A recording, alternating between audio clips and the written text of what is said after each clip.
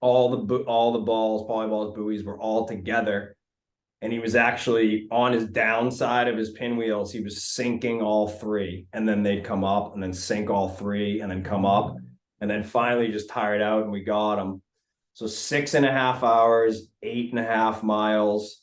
We're fucking exhausted. This dart line everywhere. Like the cockpit is just dart line. It's just like, you can't step anywhere without there being fucking dart line. Basket 1,000 feet. It's a lot of line. And how did it start out? Like, what was the origin story? Too much alcohol. Really? Okay. Says if God wanted us to have fiberglass boats, he would have given us fiberglass trees. It's for fishermen. It's not for taking the wife and the wife's friends. I think that it's a really, really pretty bit. And then there was a blur that went by and ended up in the cockpit, as far as if I can remember correctly. Hey everybody, this is Anthony from the State of Sportfishing Podcast, presented by the Billfish Company and Hook Optics. Today we have Taylor and Bryan Sears from the SeaBros Podcast and Mass Bay guys. Thanks guys for joining us again. Let's get that out of the way. We did a whole great episode, and I forgot to hit the record button, so we're here again. Thank you guys. I appreciate it. Hey, thanks for having us on. We've all been there for sure. It is recording now. So it is. I see recording on my screen, so we are good to go. You guys are the perfect guys to have something happen because you guys do this as well. So yeah, totally. I'm glad it was us and not like, Larry Dahlberg or something. So, yeah, fellas, tell us about, I know you guys from the SeaBros Podcast. I think it's incredible. We've had some of the same guests on, and I, kind of made you guys, I think, might have gotten started a little bit before, certainly before I got on this podcast. I don't know. Yeah, we had, there's really not that many offshore specific podcasts. That's honestly part of the reason why we started it, was because of that. And, I think we were like 6 months or like a season ahead of you guys. Like we actually started it, and I knew just said it, didn't want to talk about it. We started right before the pandemic.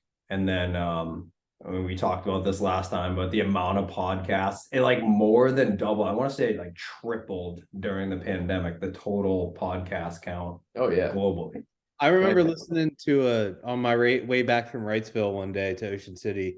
I remember listening to a Joe Rogan podcast, and it was like, yeah, the number of podcasts had like tripled. And he was like he kind of made some remark that you would make if you were Joe Rogan about all these people. And I was like, damn, I'm one of those people now. Yeah. The good thing is we're in such a niche, offshore fishing, that at the end of the day, there's a small handful of us that are making good podcasts and sticking to it. A lot of people started them, but no one's continually putting them out. Yeah. You guys are making good podcasts. We're just making podcasts. You guys are making great podcasts. Yeah. I listen. It's on my subscription list, favorited. I can't listen to every single one of them, but I listen to most, and it's great. Plus the marketing you guys have with the whole brand is just, it makes all the difference in the world. I'm hoping it's working out. We're gonna see in Miami. We're doing a live podcast for our 100th episode. So that's cool. But let's tell me about you guys'. You guys got the SeaBros Podcast. Is that the art company too that you guys do with the tails? Yeah, so SeaBros Fishing is kind of like our way of encompassing everything that we do that's not charter fishing. So like our full-time seasonal gig is charter fishing. We'll talk about Mass Bay guides in a little bit, but SeaBros Fishing, it actually started as, I was basically playing booking agent for that PEI trip. So, started, over 12 years ago now, fishing up there, and fished commercially up there the first year, and helped the Bruce brothers, who we're unbelievable friends with now, start their charter company, and started bringing friends up, and then that grew. And then, we kind of dialed in the section of time when, the fishing is best up there. So we started this to, basically have something on the books to be able to, bring people up there for that 2-week period and make it like an all-inclusive thing and make it a true adventure for guys that are hardcore about, big game fishing. And then around that same time, walking around PEI, if you're listening, and you've been there, you'll understand what I mean. But it's like going back in time. It's like going back to like the 50s. So it's kind of has that vibe. It's very rural, very spread out. It's farmland that drops off to the ocean. It's just spectacular. But there's tuna tails everywhere. There's tuna tails, mounts, pictures of tuna, in every restaurant, every restaurant, one of every, the 3 restaurants that are there. Right. There's there's tuna everywhere. And I dabbled a little bit, preserving my own tails and stuff, and then started doing them for friends. And then one thing led to the other. And Taylor had I'll let him speak to his experience a little bit, obviously, but he's an engineer and is really proficient at CAD and running programs, and has run CNC machines for years and all that sort of thing. So it kind of evolved from like spray painting tuna tails to actually professionally finishing them and incorporating like epoxy resin artwork bases. So like guys that catch a fish, blue marlin, bluefin tuna, swordfish, whatever, we can actually like make a contour chart, make the base into a contour chart and customize it however they want, with the spot they caught it, the date, the time. We're doing some trophies and stuff now for some of our local tournaments, the big game battle being one of them. And it's just grown like anything. This industry and the fishing industry, I mean, especially the sport fishing industry, guys like their trinkets. They like their stuff. I mean, like they like, behind you got tournament trophies, you got rods. I mean, like all 4 of them. Yeah, exactly. Yeah, I'm sure there's more. I know there's more.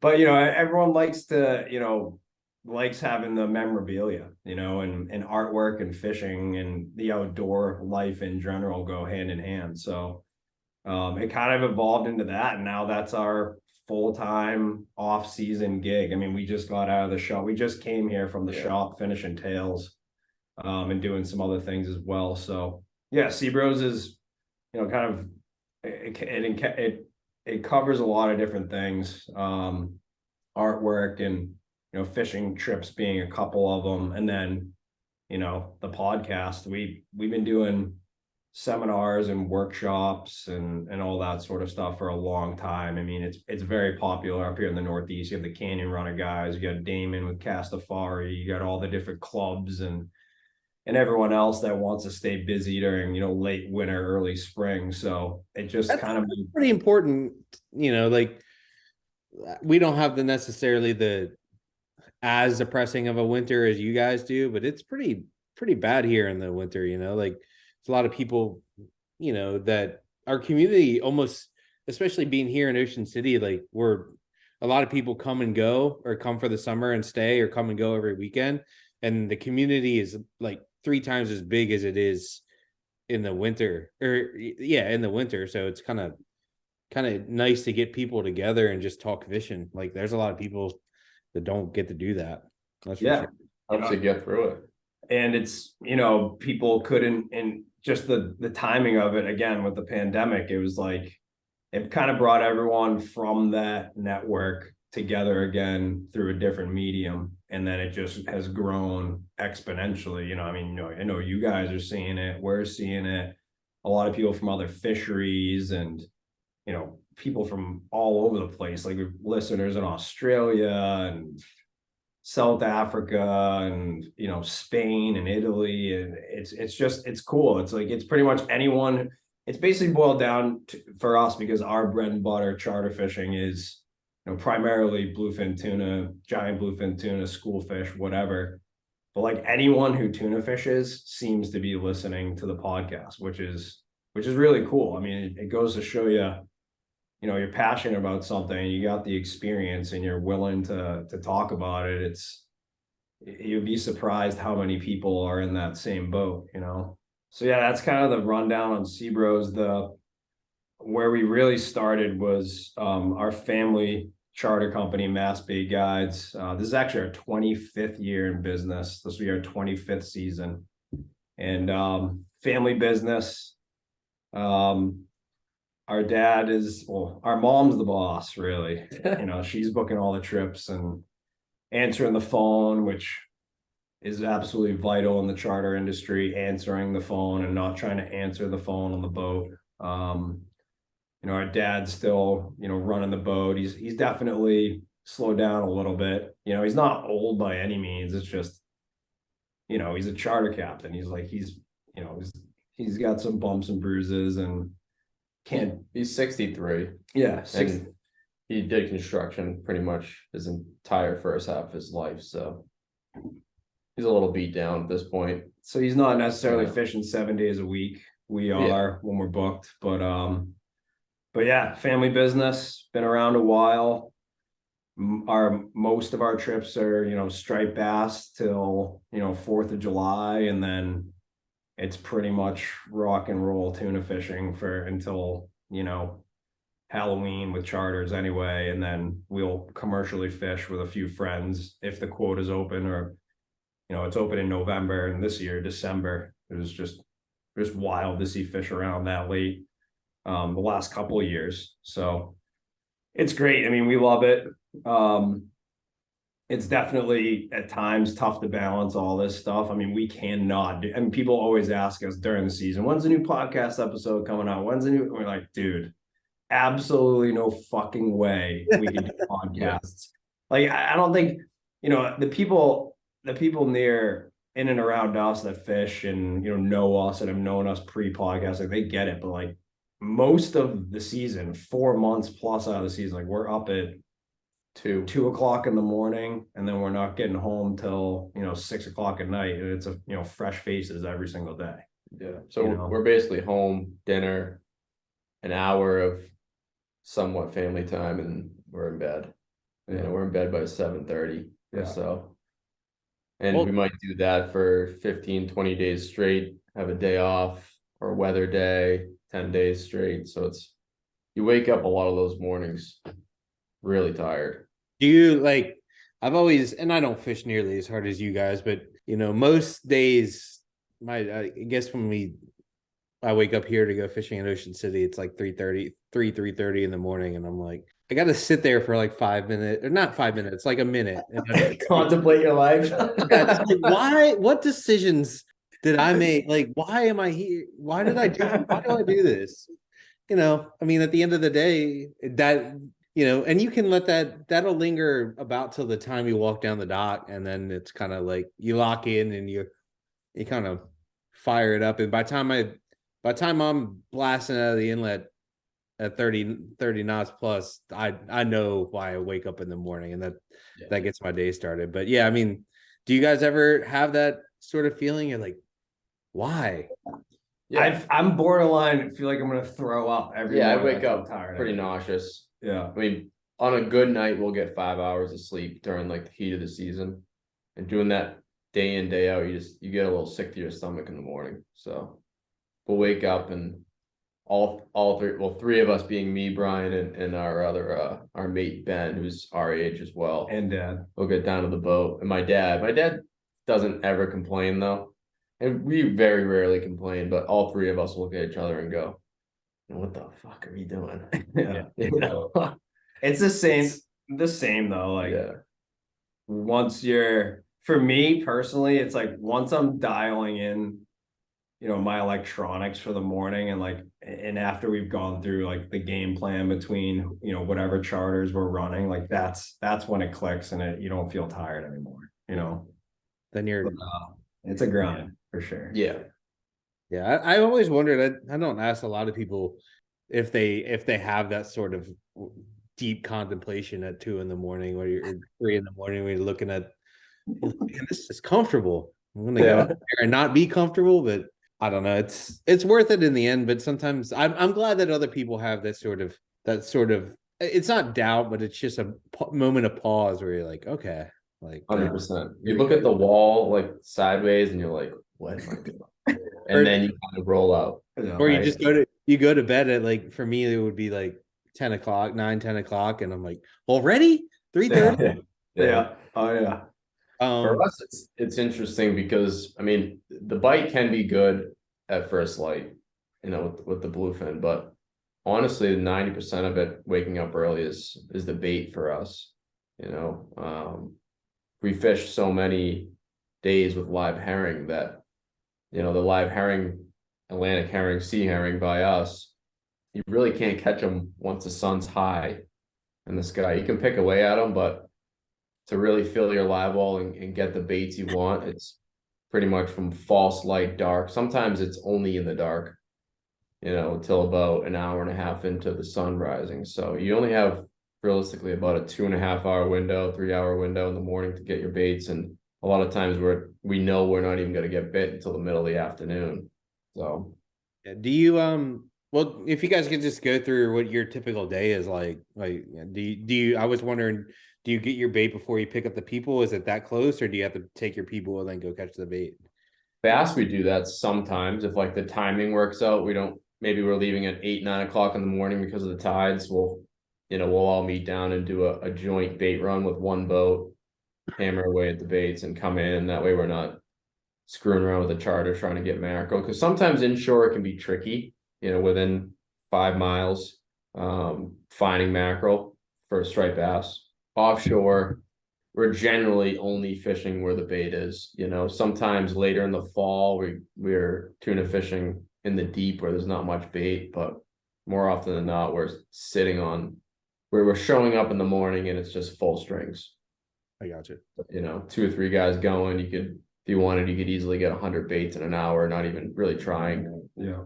So is the bait, do you catch the bait in the same place that you fish, or do you have to move?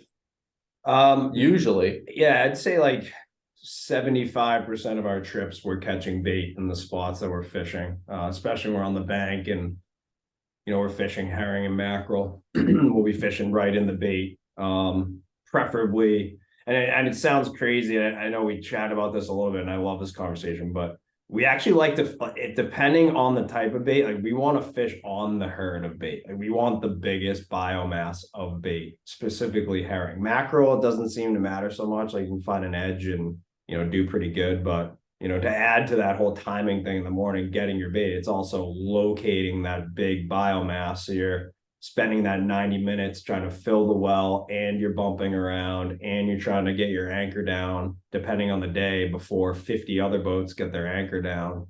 But yeah, generally we're fishing pretty much right on it. Like the only, like, we're fishing down in the bay. So like if anyone who's unfamiliar with Cape Cod, you know, you have the outer Cape, and Mike and those guys, I know were on your podcast a few weeks ago and they talked about fishing, you know, in Chatham and in the bay a little bit, but where we fish primarily is inside Cape Cod Bay all the way up to Gloucester. So Stellwagen Bank, Cape Cod Bay, you know, the inside ledges, Provincetown, Peaked Hill Bar, Wood End area, basically anywhere, you know, from Gloucester to inside the arm of Cape Cod is where we are. But if we're fishing in the bay, our whole strategy kind of changes because the bait that those fish are on, you know, menhaden, pogies, bunker, whatever you want to call them, they're not always prevalent where our boats are located. So usually it's, you know, getting bait the day before or organizing a delivery with a buddy that's coming out of the harbors that have the pogies. So like it changes like our whole game plan if we are fishing down there. But generally speaking, with our day, it starts with bait, you know, unless we're trolling and it's small fish and we know we're gonna be just, you know, ripping bars and ballyhoo around. Leave the dock at 3 most days. Yeah, you know, we're looking at giant tuna anchoring up, fishing live baits. We're leaving at 3 in the morning. We're getting the grounds anywhere between 4:15 and 4:30, depending on which boat we're on. You know, we have the 35-foot Donnell down east, which cruises at anywhere between 14 and 16, depending on the tide. And then we have the 2801 Parker center console, which we're cruising usually like 28 knots, 27 knots. So usually the Parker leaves about a half hour later than the big boat, just so we we all generally look like we're fishing the same amount of time. We arrive, usually we're looking, typically the day before we already have made our decision exactly where we're going the next day. But it can't always be the case because you show up and some guy may be anchored right where you want to be. So you may have to make a last minute decision and kind of change your game plan. And right where you want to be, like, you know, I feel like what you guys would consider canyon fishing, or what I consider like offshore, is like a general area, but you're talking about like a very specific place, correct? like 100-yard area.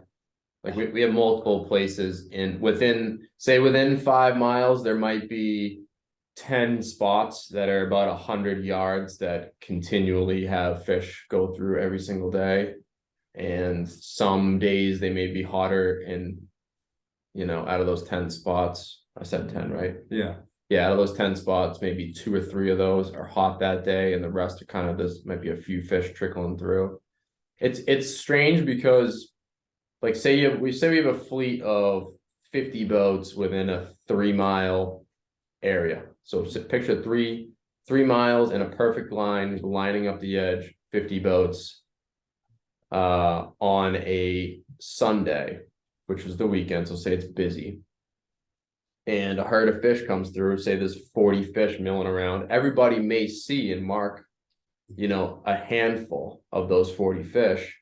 And at the end of the day, there'll be 2, 3, 4 bites out of 50 boats. And then you go out on a Monday and there'll be 10 guys in that 3-mile area, and there'll be 3, 4, 5 bites out of the 10 boats. It's like, whether you have 50 boats, 100 boats, or 10 boats on the bank and the surrounding areas, generally there's like the same pocket of people kind of go off, or the same general little areas the bites happen. I think it's like the first places the fish are showing up in the day when they're getting ready to feed, and they make a few mistakes, and then they start smartening up, and, you know, now they're just going under boats and guys are just marking them, because some people will say they're marking them, and then you're right next to them not marking anything, and you get bit. And, you know, the herd of fish may have seen you first, or, you know, you may have gotten a random, you know, herd that met up with the fish that they're marking, type of thing. So it's all about like almost being the first in line on the bank to get the bite, or just spending the most amount of time. You know, the guys that are there from dark to dark are getting the most bites, no doubt about it. Time spent and knowing how to anchor that's probably the biggest are thing. the keys to Anchoring. success on the bank specifically. We don't always anchor, like down the bay, we're drifting a lot, and same thing when we're out towards the tip of the Cape, we're drifting a lot, and trolling's a whole different game, obviously, but you gotta be good at anchoring. You gotta understand your swing, how you're gonna swing on the piece of edge that the fish are coming through. Like, you might be anchored for, you know, 5 hours of the 6-hour tide. It's kind of just honestly fucking useless. And then you're trying to anticipate your swing over the productive bottom, which might only be honestly like a 50-foot section of edge.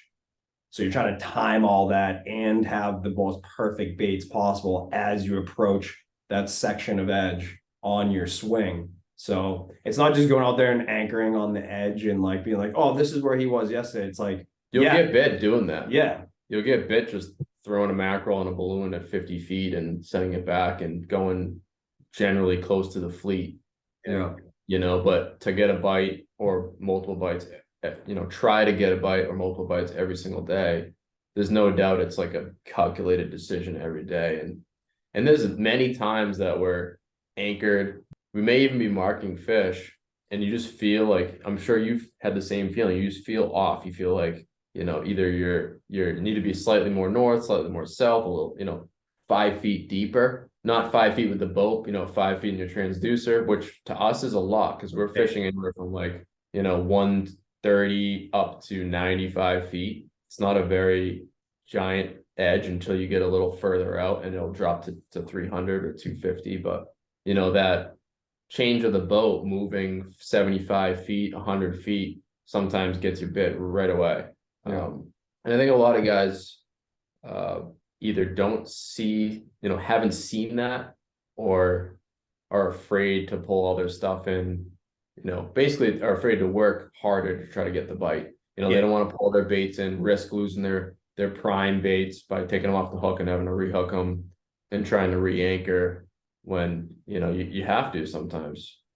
You swing weird, the wind might pick up in the afternoon, might be no wind in the morning and then blow 30 knots, and you're swinging way too high up in the bank, and you see the whole fleet, everybody swings. There might be 50 boats swinging, and 3 guys will pull their anchor, shift 100 feet and re-anchor, and those are the 3 bites for the day. Incredible that it's that fickle, as when you're dealing with a fish that you would assume feeds at a pretty voracious rate, Right. So I mean, is the water clear there? Like, I've always fishing offshore, and especially since having the sonar, I just realized how actually close you have to get to the fish to get them to bite.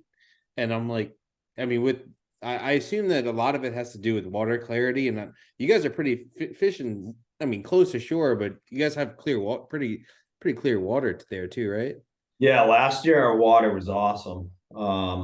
It was very consistent all year. We didn't have an intense warm up. The season prior, we saw some really high surface temperatures, and we always see that like August doldrums time, and the sharks start getting bad and when the water gets warm. But I think the highest we really got was like 74 surface temperature, 76, maybe 77, a couple like real bluebird calm days where we didn't have no west wind at all to blow that water out.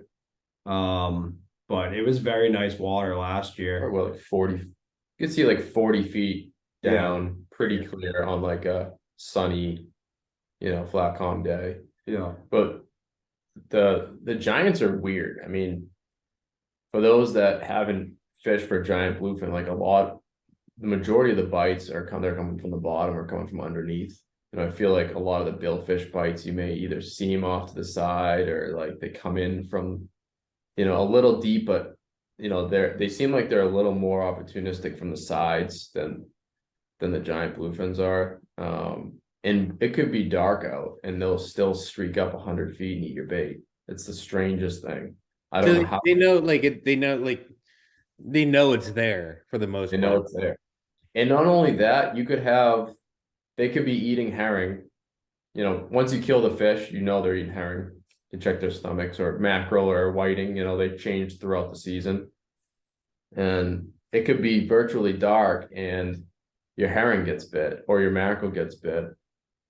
And you may have a variety out, but for some reason they will eat that bait. And like you can't even see the transom without your lights on.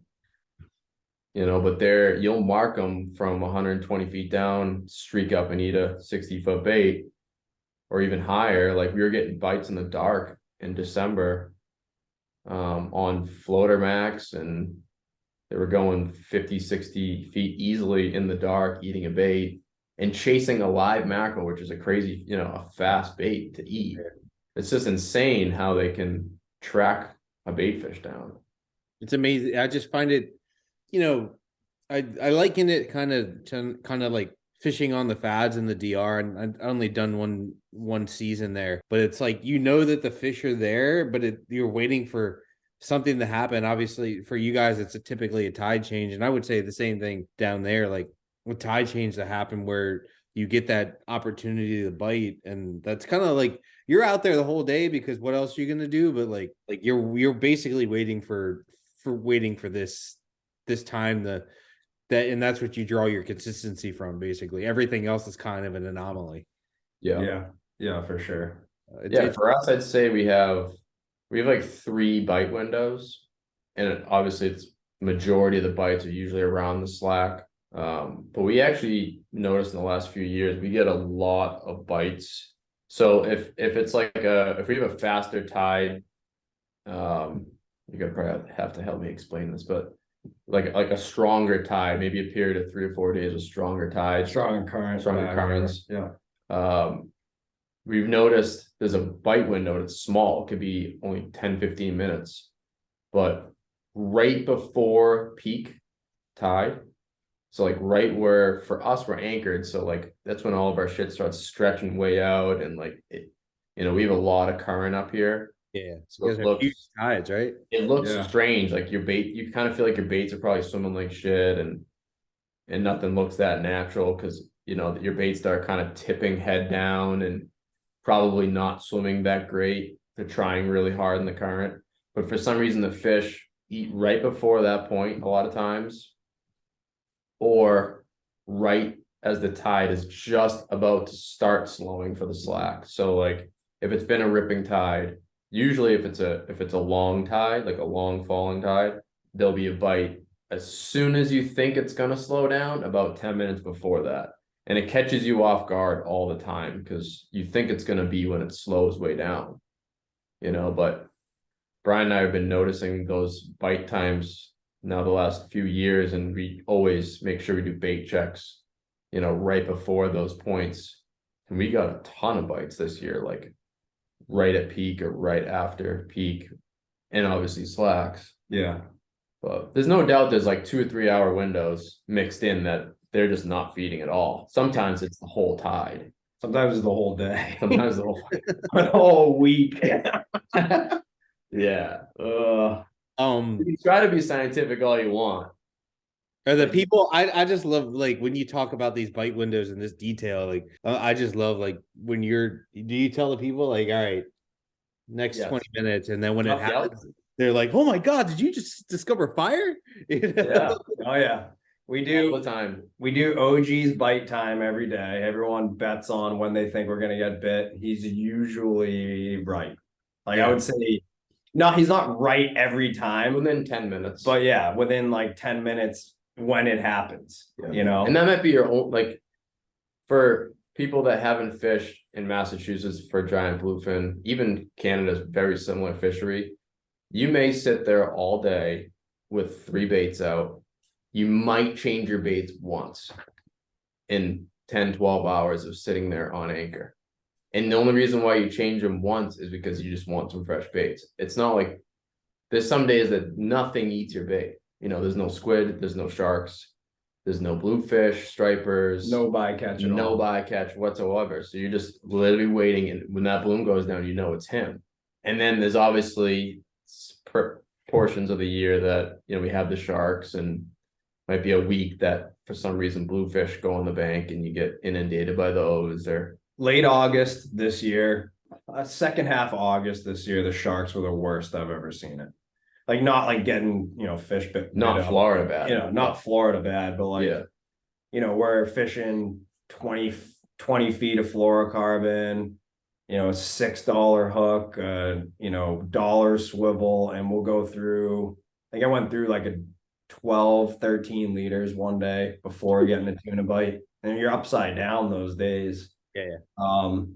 But you got to grind through it. I mean, like even when the sharks are bad, it just comes down to bait management. It's like fishing less rods, fishing the less desirable bait, during the heavy part of the current for 2 reasons. 1, the sharks. 2, they can handle the current better. And then just timing, let's say they're eating, whiting or herring, and then legitimately like we'll save our preferred bait in the tank if we have it. And then our down rod, the rod that's straight up underneath the boat, like as soon as we get close to one of those bite windows that Taylor mentioned, that goes on the hook, and it might last 60 seconds before it gets eaten by a tuna or, a shark or whatever. But like most of the time, that's when the tuna bite comes, when it's grindy fishing through the sharks. Do the sharks typically bite all day, and then you have to still wait for that window so you can kind of still predict it?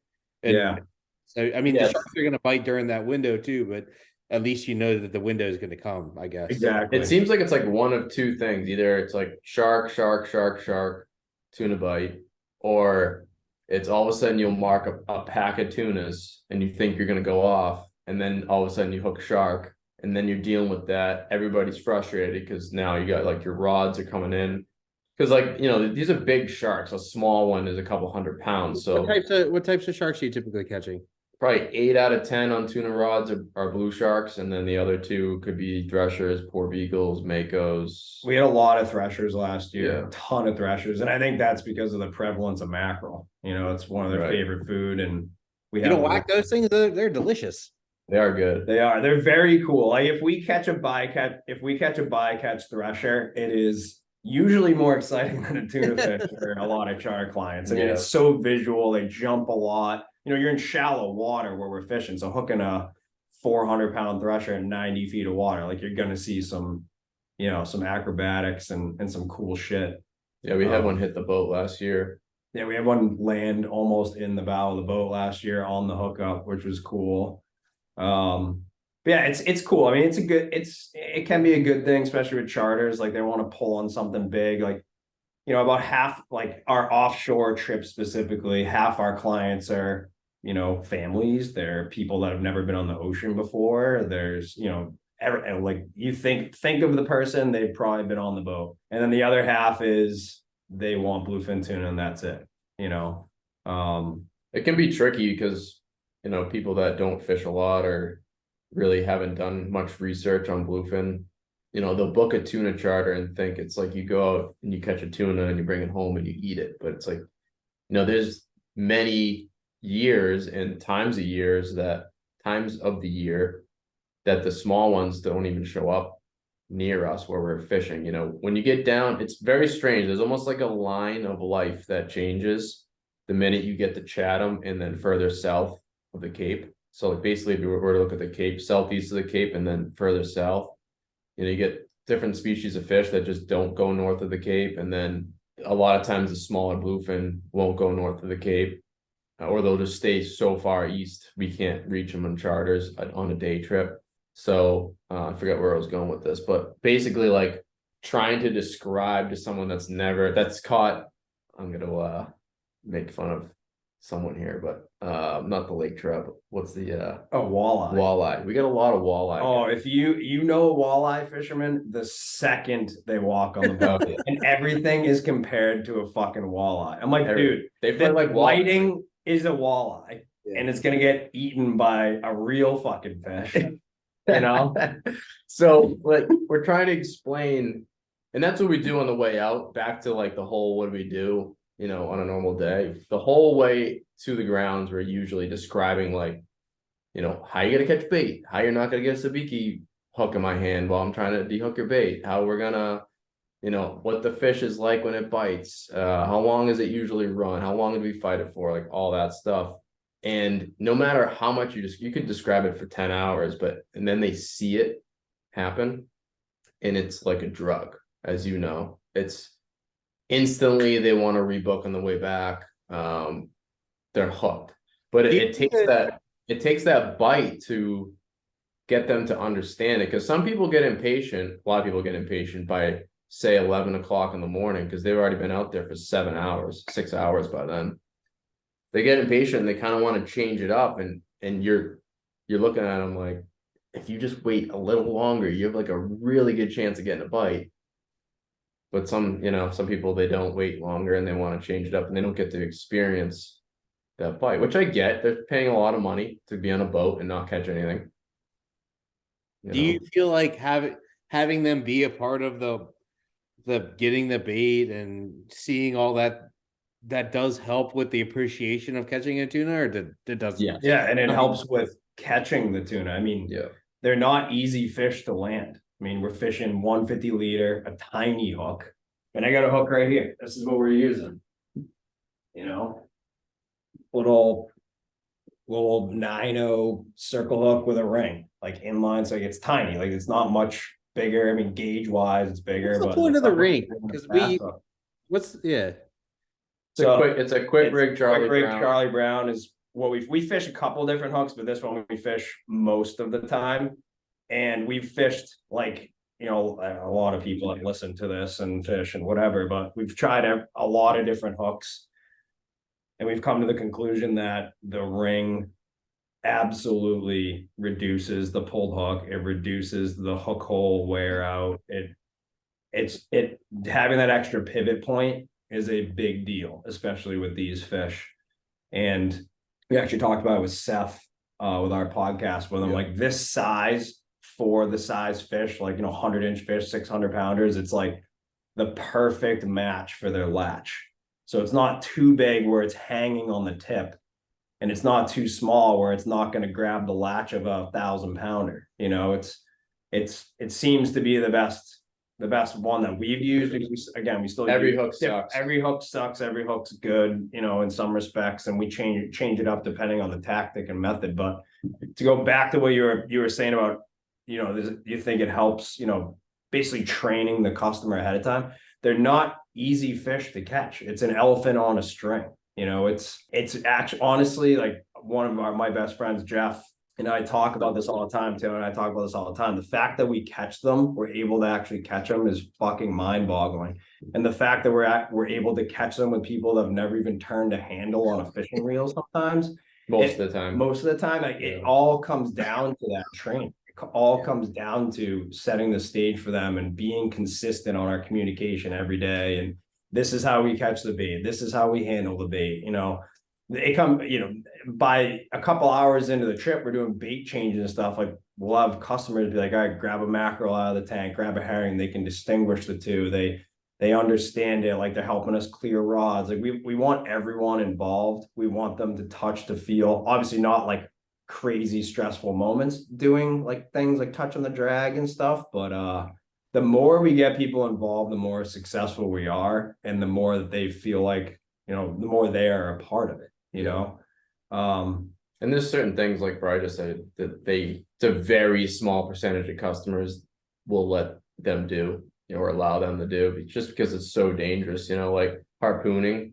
I had one customer last year that wanted to throw it. He's been with us for probably 6 years or so. And he actually, I hope he's not listening, but he actually choked. And I had a backup harpoon. I ended up having to stick the fish, but like, there's certain points of the fight that we only do, as far as reeling on the fish, the minute the hook's set, and as long as the fish is going away from the boat and not going like into the anchor or is entangled on something.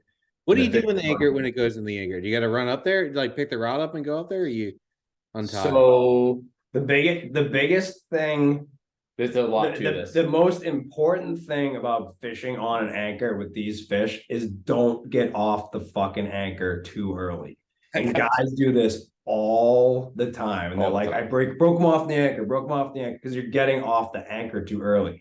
So if you have a tight anchor line to the bow of your boat, if that fish goes up forward, which 75% of the time, especially a bigger fish like 100-incher, they're going to speed into the current. So they're going to want to go towards the anchor. If you're tight on the anchor, you know what side he's on. If he's on the left side, if he's on the right side. Obviously, like any fish, tip in the water, drag backed off, but then you're looking at the line angle and you're looking to see which side he's on. If you get bit and the fish, a lot of these fish, especially when they're on herring, they come up, they eat, they go back down, they continue feeding in the school of herring, and they'll just do like a big loop under the boat. A lot of times you're passing the rod all around the transom and whatever else. So don't get off the anchor too early. And we have a release line for those that don't know. Floating poly painter line. It's double the length of our boat. So when we go to haul the anchor, the poly ball that's in the water attached to our actual anchor line will just fold back and makes it easier to haul it in. Like the loop to the poly ball is right at the stern cleat. So we hook a fish. If he goes into the anchor, generally we're, as the fish eats, we're slowly going up to about 42 pounds of drag. 42. What's that? 42. Holy 42, yeah. 42, and then we back it off. Yeah. So like in a rod holder, we fish circle hooks actually very different from 95% of the guys up here. We actually fish them much more similar to how you guys fish circle hooks. Light drag from the bite, let him eat it. Only increase as he's going away if you can help it. Most of the guys fishing circle hooks up here are fishing like medium to heavy drag, being 30 to 40 pounds. And in the holder, the fish just bends the rod over. And we've kind of are just used to our system now. And the beauty of it is fishing such a light drag, like they don't immediately feel the pressure, so you can kind of go up on them however you want. If you know he's going away, you can go up kind of fast. If you know he's coming right at you, we keep it light, we real tight on him until he does turn, starts taking some light drag, and then we go up on him. But basically, the fish eats, you might go right towards the boat. And a lot of times, as soon as he bites the down rod, we give it maybe a second or so of line coming off the reel before we go up. And generally, we can kind of hit him quick with a lot of drag, get the hook set. And then if we notice the line's starting to taper under the boat, we'll back off to maybe like 10 pounds of drag. Clickers are always on in our boat, just so we don't free spool and backlash and stuff. And you got to go back, as go back slow on the drag, like pretty slow. Because if you go back too quick, you might go on a free spool, and then you're not especially with how far, like, you guys are. I mean, we don't use the whole like drag curve. You guys are using the almost the entire drag. Yeah. So it's really important to know where your free spool is on your 130s. The older reels, free spool may only be 1.5 inches from strike. So some people will back off too quick. All of a sudden, they got a nest, and they're either losing a finger or they're breaking rods or breaking the fish off. But because you're trying to break 150 like right off the bat. It's a lot of pressure. So we back off, we take the rod out of the holder, we kind of dip it under the side of the boat that we think has the most clearance, obviously. And then we actually a lot of times wait for him to run. So we'll just let him run and let him get beyond the anchor, whether he's under it or over it, with the rod tip still kind of angled down beside the boat. Does it necessarily matter if it's against the anchor line or no? No. We learned back to our earlier conversation about training for your fishery, going to Isla Mujeres and circle hook fishing, ballyhoos, and applying that to white marlin fishing, like you were talking about. It's PEI kind of helped us understand what line is capable of, i.e. rubbing against, gill net lines and the hull. I mean, we've had fish up there eat under the boat, and we've passed the 130 at 8 pounds of drag under, you're on a hauler, so you're on your anchor, under the anchor line, around the boat, under the anchor line, around the boat 5 times before we've actually come tight on the fish because he's still feeding. And then it goes up, and then he, starts taking line, goes the direction you don't want him to go. But that braid and that Dacron and stuff, it's super strong stuff. As long as you don't have, crazy drag on it, you're pretty much fine. Even the monofilament is absolutely usually fine. You'll saw your anchor off you will saw your anchor off on a loose anchor. On a tight anchor, it's very hard because what happens is the line just skips. You get the pressure on your rope, so the line will take it. You'll be taking some line as long as you have loose drag. It'll be taking line and might jump up 5 feet, take some more line, jump up, and it may end up all the way up to the ball. There's been times that we've sawed, the ball off, and you still have the anchor on, or almost sawed just the ball off, but at least you're not sawing off your anchor right away. Usually, guys are doing one of two things: they're either getting off too quick, for a loose anchor, and the fish does kind of an arc, and it just gets, as soon as the line can be slacked and kind of bow, and it's now able to grab the line with the friction, and it'll saw you off in like 3 seconds at 40 pounds of drag. And then the other way of losing them in the anchor usually is like you hook up, you're fighting for a while, and some reason you end up drifting back, and he's pinwheeling, and then pinwheels into your anchor. That's probably the worst. That you really can't do anything about. It's kind of just reading the fish and either trying to horse him away from the anchor or letting off the drag and running with him on that circle to get him more of in a straight line, and then try to get him back into a pinwheel again. Gotcha. Yeah. Long answer to your short question. No, I mean, it's important. That was detailed. Going back to, I mean, we spoke on the unrecorded pod about going somewhere and practicing for your fishery. And for me, when I was a kid, that was going to Isla Mujeres on the Billfisher. But for you guys, that was going up to Canada and going to a place that, like, if you lose a fish, it's it's more of a learning experience instead of the end of the day. You know what I mean? Where like, you know, like, oh well, we just went 0 for 3 on sales. Oh well, we'll just set back out and, you know, see if we can improve, you know. And tell us about Canada and how that prepared you guys, or not necessarily prepared you guys, but maybe shorten the learning curve in some of you guys' fishing before. Yeah. So like our fisheries changed a ton. So in the last before 20 years. Yeah, so Canada started for us in 2010 with Jamie and Troy Bruce. The Bruce brothers are awesome. I hope they listen to this. Prior to that, it was a lot of small fish. You know, we had our old boat, 32 Holland. It was a lot of trolling spreader bars, a lot of like 40 to 70 inch class fish around. You know, that kind of evolved into more live bait fishing. And, you know, we started to see more and more bigger fish kind of once 2009, 10 hit. It's been, you know, exponentially becoming more and more each year. But prior to Canada, I mean, like we had the reps in and our tactics were all dialed in the same. And like our gear, no offense, boys up north, but like our gear was 10,000 times better. Just like our rigging, you know, fishing the canyons, multiple different fisheries. Their only big game fishery there is the tunas. So, you know, as far as, you know, crimping and, you know, understanding how to keep things neat and tidy, we already had that. Tactically, we already had that, but the big fish, like 700 plus pound animals, the reps with those fish we didn't have. You know, with charters with the small fish around and the years I just mentioned, that's what we were targeting. That's the perfect charter fish. Like it's manageable, they can bring it home to eat, et cetera, et cetera.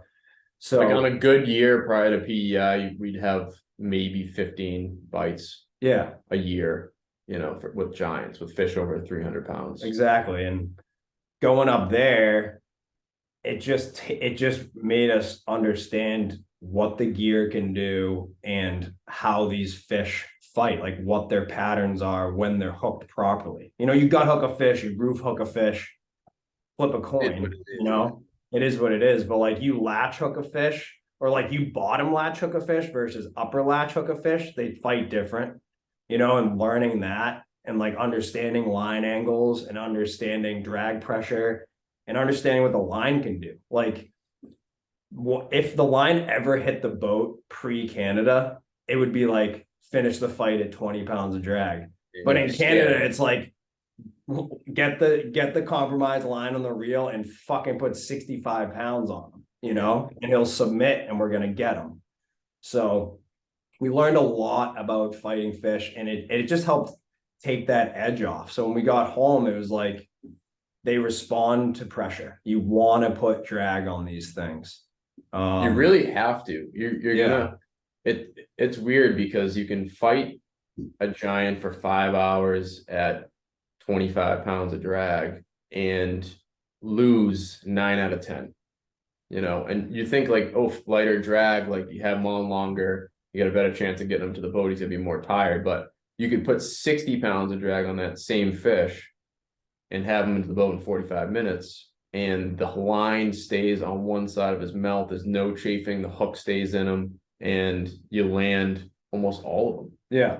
So the being able to do that up there, I mean, the first 2010 to 2015, 16, it was like for the most part, like if you weren't on in a couple minutes time, like it was considered a slow day. Like it was pretty much every day, that hand feed video stuff everyone's seen. It was like that. And then like everywhere, things kind of are on a cycle, or water's different year to year, whatever else. And that biomass of herring that we were fishing nice and close to the beach in that location in PI where we're at kind of just disbanded. It's in other places, you know, it's still there, but it's not like it was 8 years ago, you know, and before that. So we were very fortunate to get there when we got there, and it's still amazing. Like after that hurricane they had, I was talking to Jamie, and one of our Patreon guys was up there after the hurricane. They fished 3 days and had 11 bites, and they killed 2. I mean, like where else in the world can you go hook 11 fish over 750 pounds other than like the Great Barrier Reef prime time and a few other spots, maybe Hawaii, but that place was definitely helped us a lot in our game here, Yeah. Also goes to show you, like, not that, no offense to those guys up in Canada, but when you guys say you guys, your rigging was like the resources we have, like if there's a crimp or bad crimp we have here in the States, like this is similar to me going to like Guatemala or somewhere and like seeing how other people fish, and you're like, wow, like I can get away with some of this stuff, but like there's plenty of days up there where we're fishing shock header. Like it's hit a gill net, white. The hull 4 times, and we're like, fuck it. There's no nicks in it. Like let's just fish it. And you're absolutely right. They just don't always have the resources, and especially the last few years, like them getting tackle and having things well stocked, it's been difficult. It's been difficult for us. So, it's no fault of their own. It's just kind of it is what it is when you're basically off the grid living up there, Then after we got back from the first few years of Canada, I'd say 3 years going back to Canada, then coming here, the giant bites started getting better. And by 2000, what is it, 2017, 16 or 17, the giant fishing started to get pretty good. By us, you'd have 30, 40 shots in a year. And then now, I mean, last year, we were several hundred shots of fish, in a season.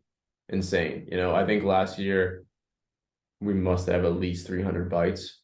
Yeah. 250 bites, of fish over 300 pounds in about 4 months. It's crazy.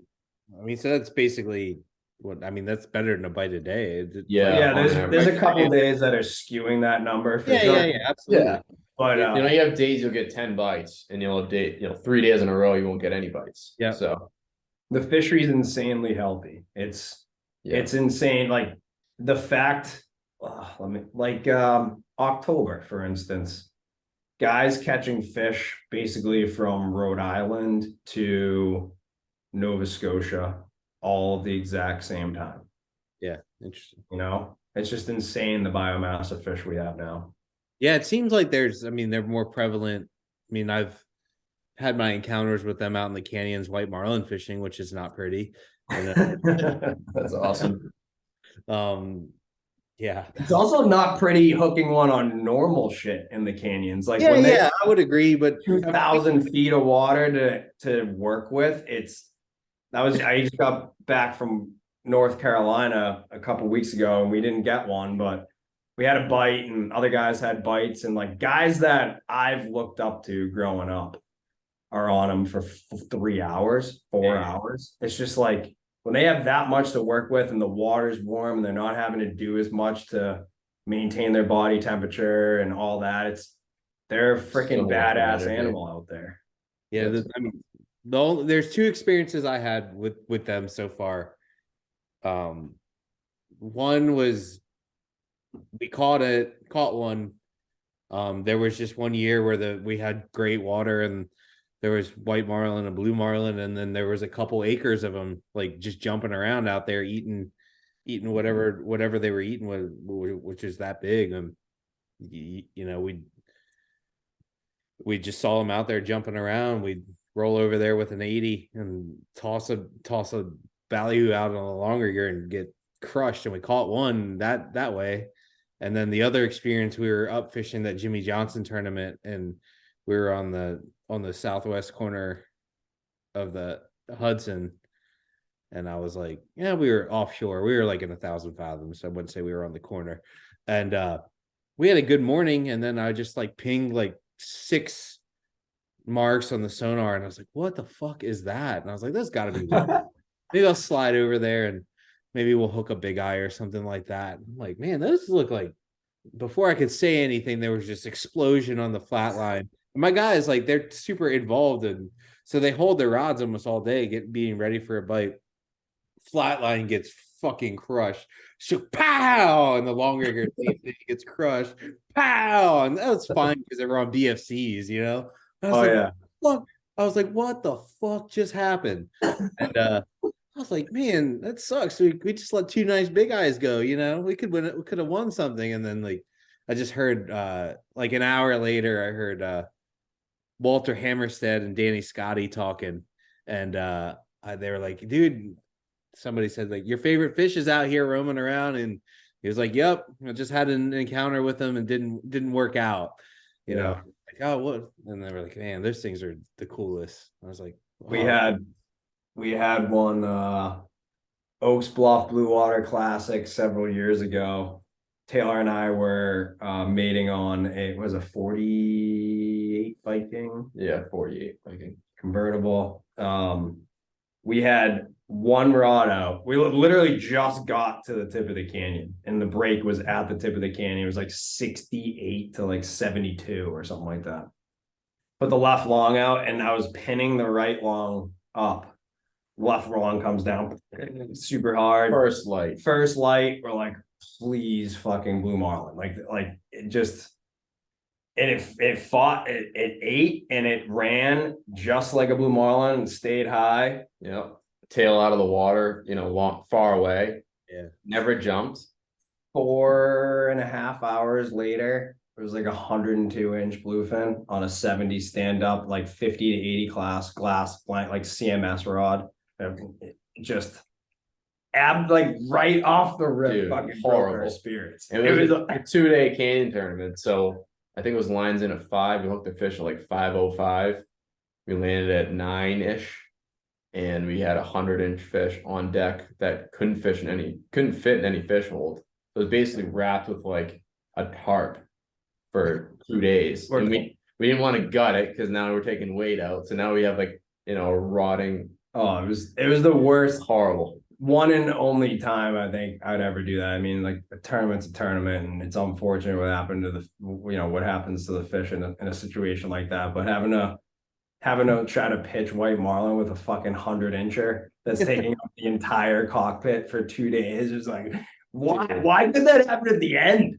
You know, Ridiculous. It was unbelievable. But the whole time we thought it was a blue marlin, though, that just didn't jump. Yeah, and then it like all of a sudden it was like, oh shit. Yeah. We did have one other encounter that this is on our boat where we were white marlin fishing, and we'd call it three out of 4 and missed the blue, and we were having a decent day. And I kind of wandered offshore a little bit out in like 500 fathoms, and there's like a boil and the longer ear comes down. My uncle comes tight and he's like, I think it's a blue marlin. So we start steaming after it and we chase it, like it stayed up top. And I'm like, I don't know about that. That doesn't look like a blue marlin. We chased it around for like really steaming after it for about 25 minutes. And then it got down and we had it on and off the leader. And this is 60-pound fluoro on a BFC, which cranked up with the preset as hard as it could go. And we had it on and off the leader for like 40 minutes. And then we finally just popped it off. Had the harpoon out and everything. I'm pretty confident we weren't even supposed to kill it, but we didn't. We were doing it. We had the heart, and we never even when we daytime swordfish in the late fall, early winter here, we never use a harpoon. And they were like, we got the harpoon out. And I'm like, all right. And we have it all on video. My buddy Zach fought it for, I don't know, 3.5, 4 hours, and we had it on and off the leader. And you know, it's 60 pounds. So I was like, we're getting late. I want to go home. Like, we want to go home. And finally it was so anticlimactic when that thing let go. I was like, we all knew this was going to happen, you know, but there was that one chance, and no, yeah, it sucked. Sometimes it works. I mean, usually every summer, late June, you know, early July, when the big bass start showing up, like in our near shore, offshore grounds, people end up hooking these things on bass gear and the pogies and live mackerel. And you'll hear of one or two, you know, landed every now and then, but usually it's guys in smaller center consoles that can, like, you know, drive up on them at 15 miles an hour and get a shot at them while the thing's just kicking. You know, when those fish get over 100 inches, majority of them come to the surface for a lot of the fight, especially if you're putting a lot of heat on them right away. But even on the little rods, they come up like just paddling, like pushing water, and you can creep up on them and get a harpoon in them. That's what most of those guys were doing. Yeah. But yeah, I think there was like a big one, a real big one killed, like a 106 or some shit killed on like a 4500 class spinning reel. Just driving up on it. The center console definitely allows you to do that. There's a lot of fish. I mean, we've only had the second, our second boat in the center console for the last 2 seasons, and there's a lot of them where you're able to get an early dart shot opportunity just because you're basically getting towed around and reeling yourself to the fish, and they don't really know what's going on. It's very similar to catching a 600-pound blue marlin on a 20. You're fighting it with the rod, but you're using the boat to steam after it as much as you can. Yeah, totally. For you guys, and then with the harpoon, you just have the opportunity to take that hero shot. Sometimes one harpoon isn't enough. I can imagine. Yeah, I can imagine you get smoked with those things. On the big boat, we have rear steering. We've had rear steering for the last 4 or 5 years, and that's been insane. I mean, it's I don't know if you watch Wicked Tuna, you see a couple of the Northeast boats, they have a station right on the stern, so you're facing back, you can see every pinwheel, every line angle. It allows you to dead boat the fish. Let me ask you this: do you need that level of communication if the guy's standing right next to you? No. It's just, what do you mean? Like just on the TV show, it's like one guy's yelling reverse, and the guy's standing 6 feet away from him. Yeah, we're not.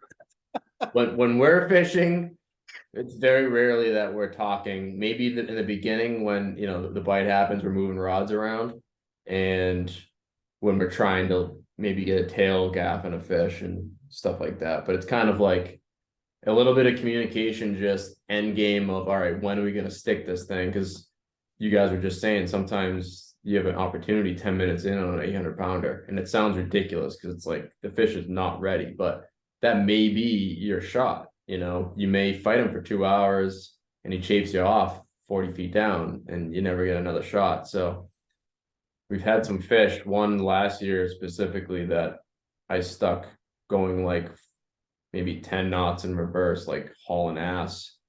It was a little choppy, so it was spray and just kind of nasty out, and we got up, and the fish ended up being 109 inches, so it was like a 750 or so, and I got a harpoon in him like 10 minutes in, and he took like another 100 yards of line with a harpoon in his back on the surface, backed up on him, got him in pinwheels. So 10 minutes in, we had a harpoon in him. We fought him for another hour or so with the dart and the rod, got him in deep pinwheels, got another harpoon in him, and then fought him for another 45 minutes with 2 harpoons in him and the rod, and then finally got him. It was just one of the meanest fish I've experienced. And we've had some pretty crazy battles, rough weather battles and shit.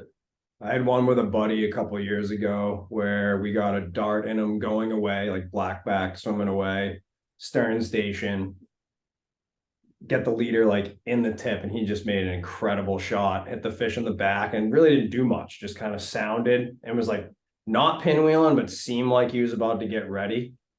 And then we chafed him off on the rod, and then he woke up. He took 1,000 feet of dart line. And then we had a high-speed buoy and I believe they're like 86 polyballs. So we had 3 buoys on them, and we chased them. We had enough time to fire up the grill and cook steak tips for lunch while we're following this fish. And, we'd get up to them, we creep up. All the polyballs are on long line clips. So we're able to kind of just keep sliding everything closer and closer and closer to them.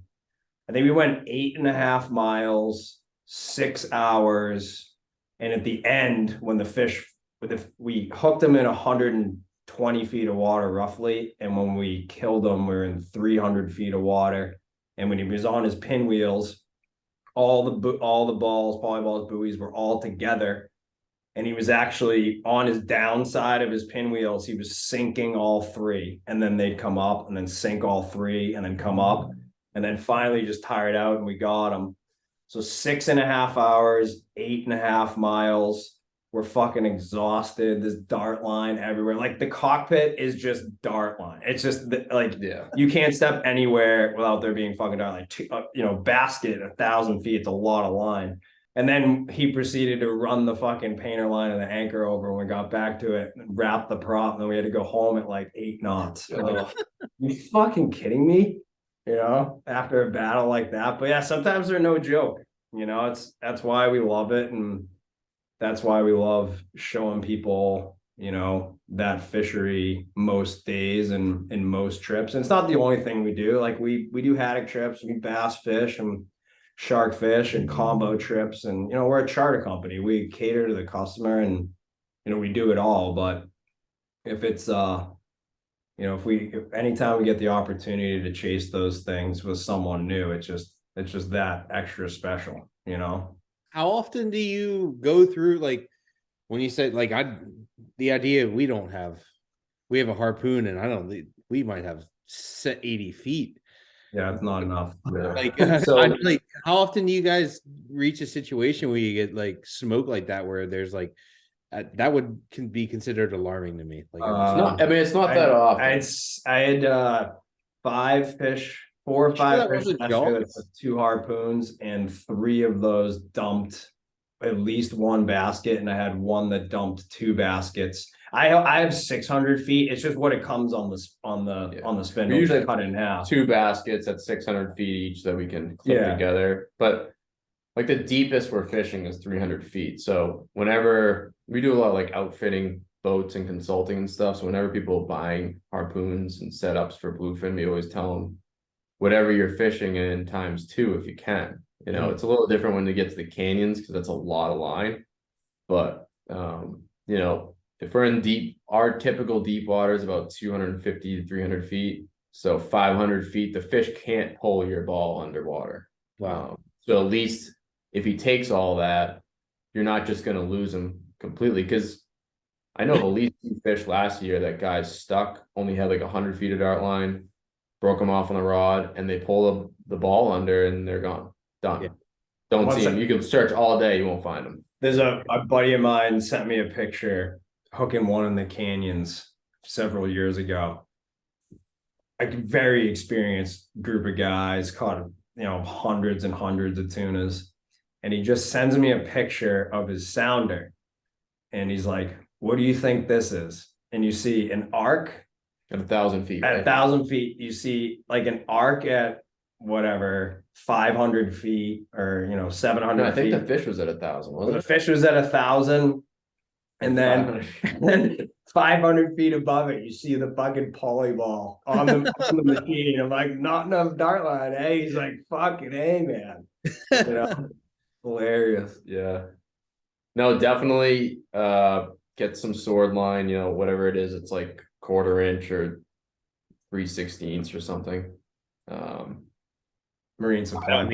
I just think it's wild. I'm just gonna live with it. I don't know. Oh yeah, like out of say 100 fish that you kill, I'm gonna say maybe 10 will take 50 feet of dart line, 100 feet of dart line. Yeah. And then out of those 10, 2 of them, you're gonna be like, what the fuck? But it all depends on the size class of fish. There's certain size classes that obviously are way more powerful than others. And then it's how you fight the fish. If you're fighting them for over 2 hours, generally once you stick them, they're just laying next to the boat. If you're able to get on them quick and you've fought enough that you can kind of like not control them, because you definitely can't control them, but anticipate where they're going and like getting on them and getting a quick dart shot at them, you slow them way down, but that's when you need that 500 feet at least. They'll go. They'll take all of it. They will go. Well, that goes that we had an instance last year where there was in the White Marlin Open, we had hooked a blue marlin on a 20 that was like, might have been big enough. Looking at the videos, my uncle will say different, but I would say I don't think he was big enough, but there was a chance that we had the gaffs out. He was on a 20 and 60-pound leader, and he was, he had to be 160 7 inches or something like that. Like it would have probably not, like if it would have made it, it might have made it, right? But the idea of I'd been in this situation before where we fought a blue for like 4 hours and had the same thing where we popped it off on the 60-pound. But this time we had half a chance to get a gaff in it, and I kind of was like, I first of all, I don't think it's big enough. And second of all, we've already had one guy stabbed by a marlin in my boat. And we almost had one decapitated by another one. We don't necessarily need decapitated, impaled is a better word. We don't necessarily need this to happen, and thankfully we didn't actually go to reach out there. I backed around him and kind of backed away from him, and they popped him off. And we never actually reached out there to get him, so we could actually call it a release. But I was like, we don't want anything to do with this thing right now. It was like 5 minutes into it, or like as soon as they had the gaffs ready to rock, that thing came jumping, and I steamed after it, and I was like, this is going to be a disaster. That with an accident-prone team, like I don't necessarily want to see what's going to happen here. But, that whole fly gaff thing, like I mean, the man versus beast and the whole IGFA thing, like I see that perspective, but holy shit, is that shit crazy?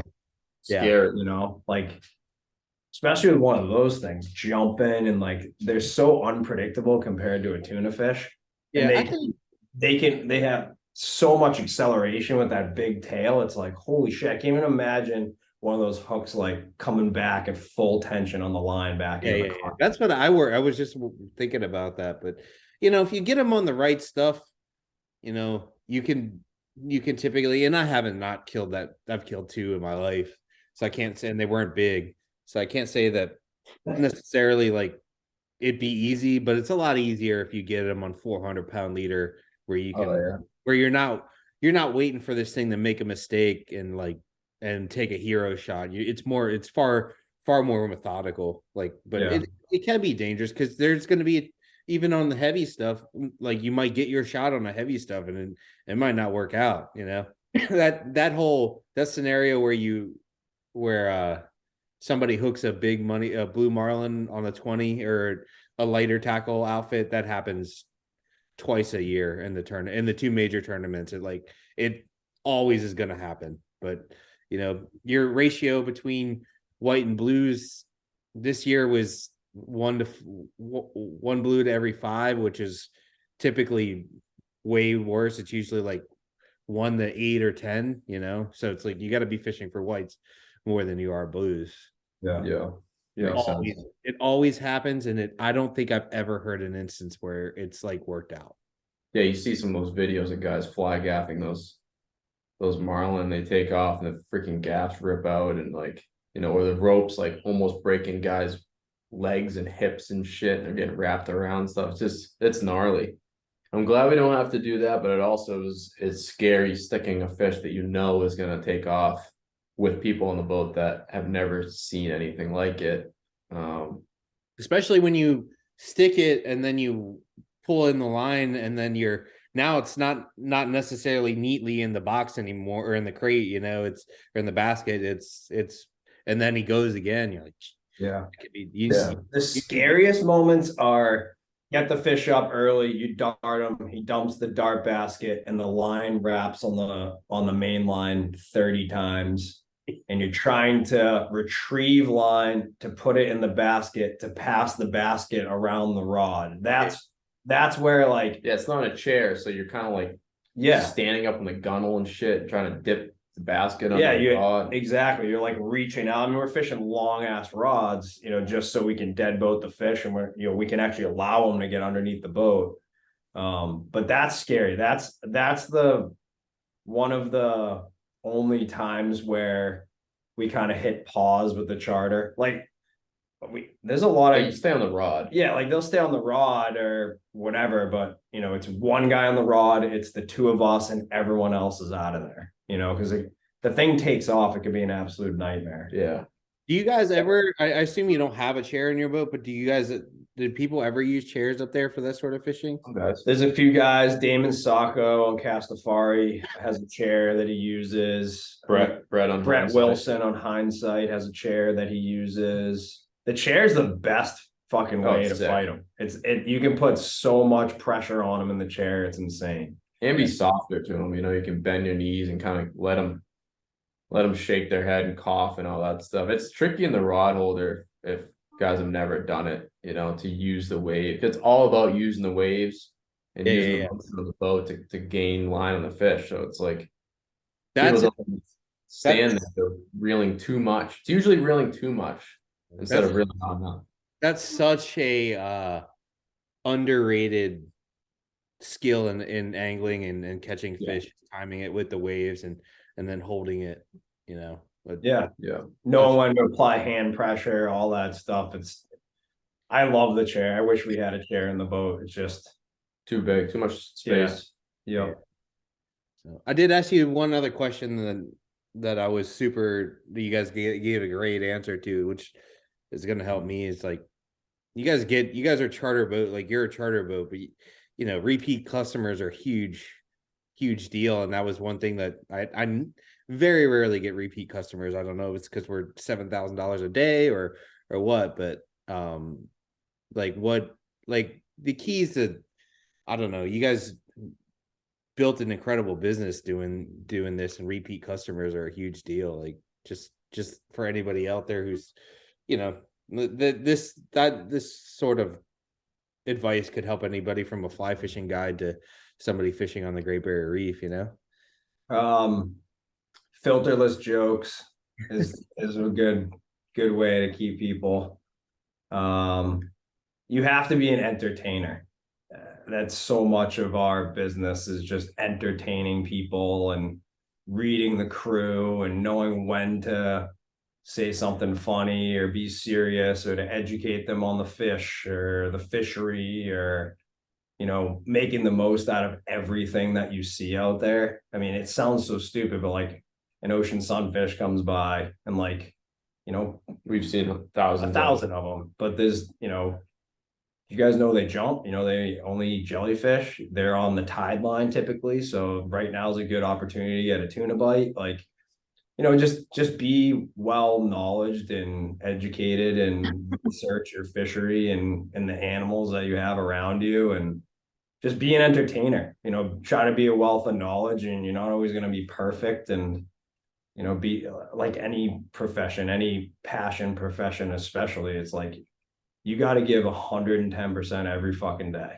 Yeah. And it doesn't matter if you're waking up at 2:00 in the morning for the 9th day straight. It's like you have to put that same effort in every fucking day and get your joke list up there. Like our dad's joke list is fucking absurd. It's like, it's really only about 50 jokes, but by the end of the day, almost everybody's heard all of them. Yeah. How many? I mean, the amount of times that you guys must have heard it. Do you even know the pattern that's coming? Like, do you know? So half of them comes. Oh, returning customers, I know there's a few that are gonna be listening. Like, there's a select few where we'll just lay into them right off.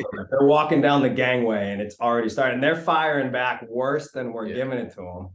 But he has like kind of a sequence. It's like he sees how far he can push you. Yeah. Our dad goes a little over, and then he'll creep himself back if he needs to, or he'll just go twice as high. Correct. Yeah. Correct. But it always starts a little over, which it makes sense, because within the first 20 minutes, and we're talking in the dark at 3:30 in the morning, but then by 4:00 in the morning, you kind of know who you're dealing with. Yeah. Do they say the joke? Do they say jokes right back? Are they gonna make fun of you a little bit? Not that we're making fun of people, but if someone comes down, they're wearing all white, brand new sneakers, and we're going haddock fishing with 6 rods with clams and fucking fish slime all over the boat. It's like the messiest fishing you could do. You bust their balls right off the rip. Like those sneakers are fucked. Yeah. I don't know if I can say the F word on this. Yeah. Glad you borrowed your wife's sneakers this morning. Right. So and if they either laugh and or they they kind of are quiet about it. And you're like, okay, we can't say this list of jokes, or we can't, talk about these topics, because it can get weird. We've had some charters where, you get into religious talks, you get into whatever else, and it can get weird quick. And you're out there, like we were saying before, you're sitting there you could be sitting there for 12 hours and not even get a bite from anything other than catching bait in the morning. Yeah. So you're just kind of chatting, and we're always kind of in sell mode as well, which I think helps. It's like on the way out, maybe they've been on a bass charter and they're trying tuna for the first time, or they've only been tuna fishing with us and they've never been bass fishing. You kind of work on them, next spring, you got to come in June for bass next spring. It's sick, or maybe I'd say our most popular repeat person, especially in a single year, is someone that's doing an early trip for bass that have never tuna fished before. And you can sell them on a fall tuna trip. And, once they do a little of both and they see what it's like, generally they pick their poison, what they like more. It may not be every year they come back. We probably only have 20 to 30 customers that I would say come back like year after year. Most of them book, 2, 3, 4 days at a rip though. Right. And then there's probably another 200 customers that, might do a couple days one year, then you might not see them for 2, 3 years. Then they'll do a couple days. So, and then everywhere in between, the people that travel. I think most of your customers, going back to like the money part of it and all that, are very destination, only have a day to fish. Yeah. With business, or, seeing a place, maybe the one and only time they go. Yeah. It's expensive. I feel like a lot of our customers are a little more local, within 4 hours of driving, there's so many options in Florida. I mean, 4 hours, you could fish how many marinas? I'm not from Florida. I live in Ocean City. Well, just in general, like Florida. Yeah, you can fish. And all mid-Atlantic side. Right. Yeah. I'm just saying down south. Yeah, I just find it interesting. I don't have good jokes, and like I struggle with that. I'm so glad that we've had great mates that have great personalities and are talented fishermen that do great down there, and I'm happy to be separated a little bit on the bridge. Not that I don't like, I want people to come up on the bridge, but like I like explaining to them what's going on and why we're here doing it. And I don't necessarily, I don't know necessarily if I have the greatest sense of humor, especially off the cuff, Yeah. I mean, we've laughed at a few of your jokes. I don't think they're jokes. They're just statements of things going wrong. Yeah. I mean, I hear you there. I mean, we're also really lucky that it's a family business and we're still working together. So we have, we're all so different. I tend to lean towards the more like technical, serious, like I'm going to tell you everything I possibly can to make sure we land this fucking thing or hook this thing. And Taylor's kind of that same way. And our dad's been doing it for so long. It's like, that pressure's off of him now. So he's really that draw, a lot of the times. And it's nice. Like if you're able to kind of have that pressure relief valve, because I mean, I'll be as transparent as anyone, but it's a fucking stressful job. Like it is. Yeah, absolutely. I mean, you're trying to meet, and especially nowadays, people have such high instant gratification expectations.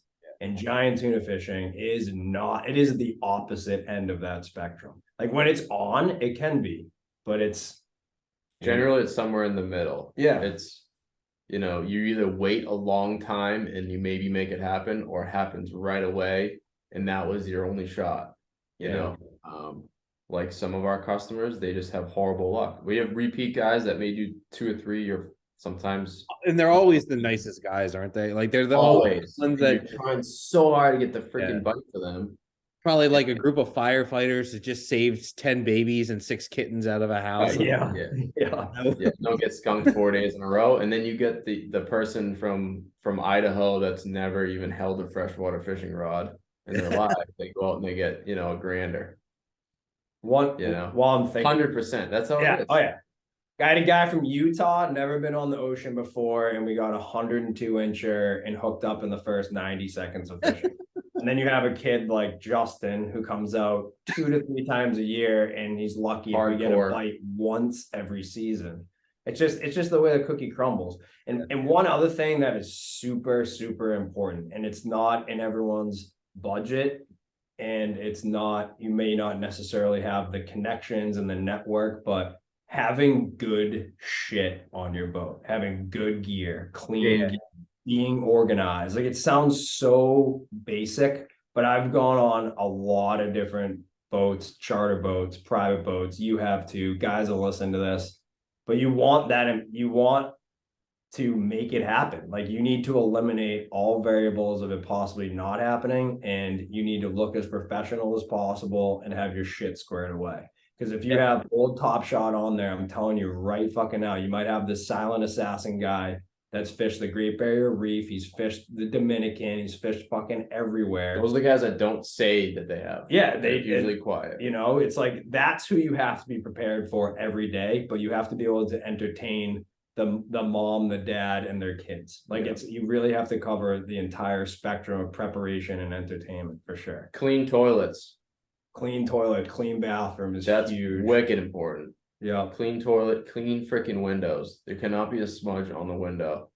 I feel like, just setting that level, like, that's something that sets a precedent right off the bat. You know, you get on a boat and everything's tight. Like, for me, like, I like all the handles to be faced the same direction when they're sitting in the chair and everything like that. That sort of level, like, I mean, whether they're fishing with you or, you know, charging what you guys do for a day or with me, you know, it's a fair bit of money no matter what, you know, and you want to be able to portray that level of professionalism. Like, it might not seem like we know what we're doing, but at least we kind of look like it. You know what I mean? Like, and you know, when it happens, all that stuff, all that organization and detail does matter when you do get bit. But, you know, I just love, like, I get on a boat. There's a guy in Guatemala that I get to fish with. His name's Victor, and you just get on the boat, and his crew members are well trained. They know what they're doing. Their shit's tight, and you just look at the guy and you just know we're gonna go fuck him up today, you know. And it's like 100%. Like, I would like my people to feel like that getting on the boat. Like, you know, I want to portray a level of confidence, and I want my guys to portray a level of ability and energy to just keep everybody going the right direction. And then, but also, you know, especially for the guys downstairs, to keep it light, you know, work really hard.